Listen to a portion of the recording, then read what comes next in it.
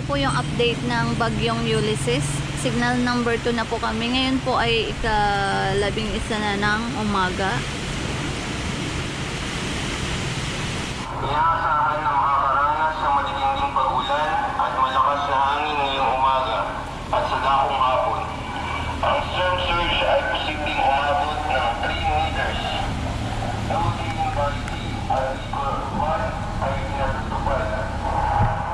Pinapalalahan po ang bawat PRRC na magsagawa ng preventive evacuation sa mga lugar na nasa susunod ay posibleng umabot ng 3 meters.